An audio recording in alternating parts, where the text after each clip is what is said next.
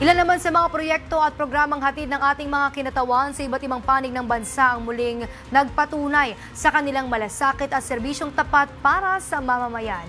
Si Sofia Potenciano sa detalye.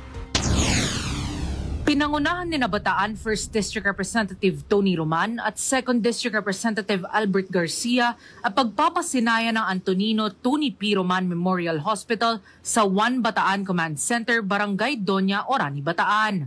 Sa tulong ng makabagong kagamitan at pinalawak na pasilidad, layunin ng bagong ospital na mas maraming residente ng lalawigan ang matulungan at mabigyan ng agarang atensyong medikal.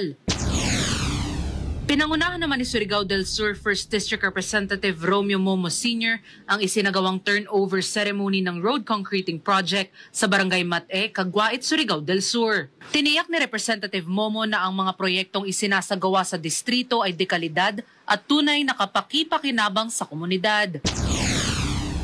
Sa Zambales naman, matagumpay na isinagawa ang Mini Serbisyo Fair 2025 sa pangunguna ni Zambales 2nd District Representative Doris Maniquez. Idinaos ang event sa San Narciso Central Elementary School sa San Narciso at sa Emiliano M. Aragon Elementary School sa San Juan, Palawig. Handog ng Mini Serbisyo Fair ang ilang libreng serbisyong pangkalusugan gaya ng X-ray, ECG, ultrasound, blood chemistry, medical check-up at libreng gamot. Mayroon ding libreng pagproseso ng national ID na hatid ng PhilSys. Para sa totoong balita sa Bagong Pilipinas, Sofia Potenciano, Congress News.